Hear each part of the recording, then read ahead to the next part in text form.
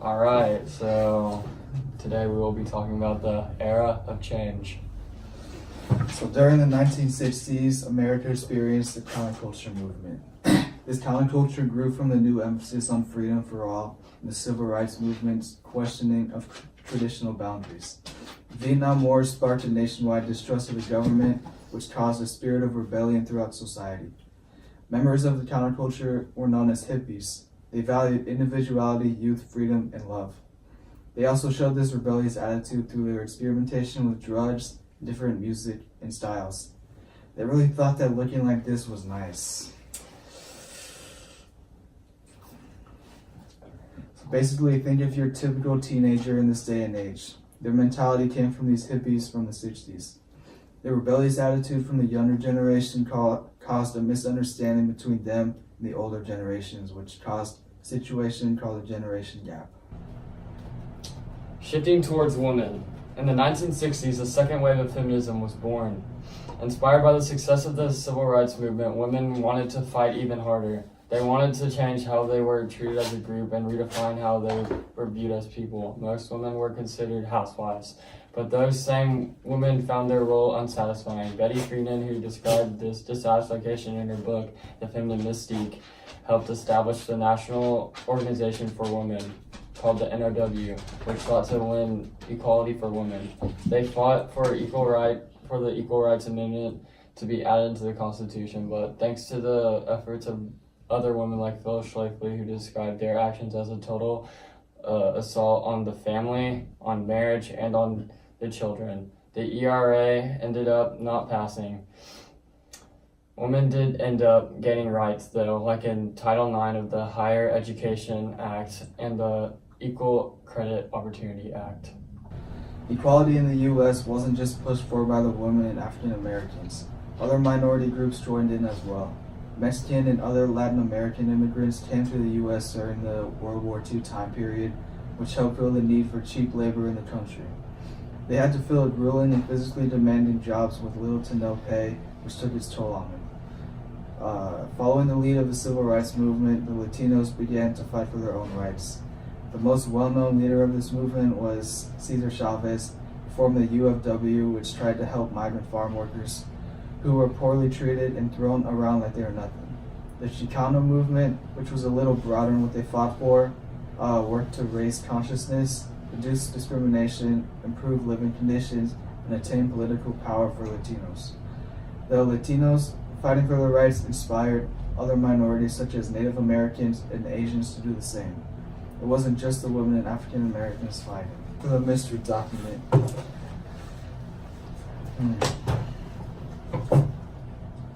It shall be an unlawful employment practice for an employer to discriminate against any of its employees or applicants for employment, for an employment agency to discriminate against any individual, or for a labor organization to discriminate against.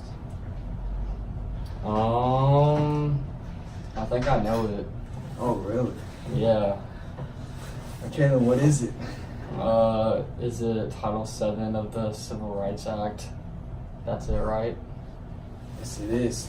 It's talking about equal employment opportunity, which is a big topic we just covered. So you're actually right for once. Congrats. You gotta quit sleeping on me, man. You know I'm like that. Sigh. Son, lie, you know me? Alright.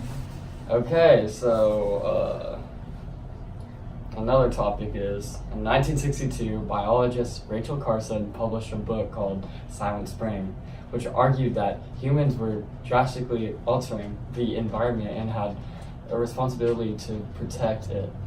This inspired lots of environmental activism around the country. One response to these concerns was Earth Day, a now annual event and reminder of the importance of the environment.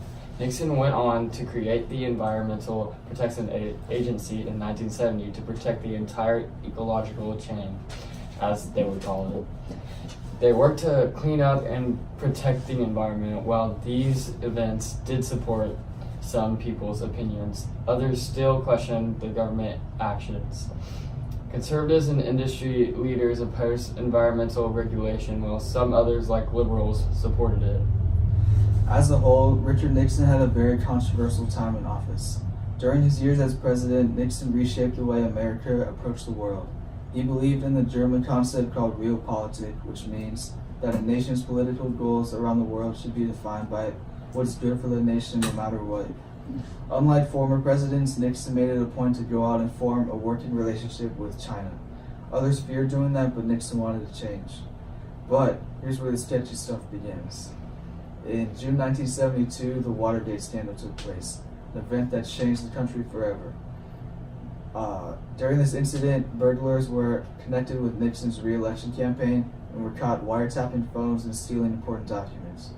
Nixon first took aggressive steps trying to cover up the crime, but he ended up resigning in August 1974 before he could be impeached.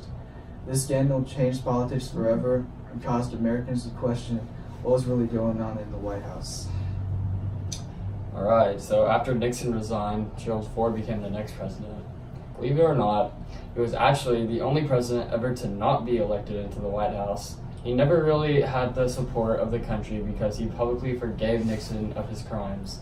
This led to a fairly unproductive time in office, and society was looking forward to the next election in 1976. Jimmy Carter was elected as the next president. He continued to struggle with forming a relationship with the Soviets. He imposed sanctions on them for invading Afghanistan, including a boycott of the 1980 Olympics in Moscow.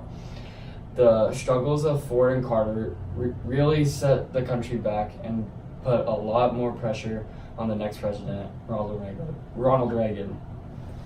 Alright, so that will be all for today's lesson on the era of change. Thank you for watching and hope you have a nice day.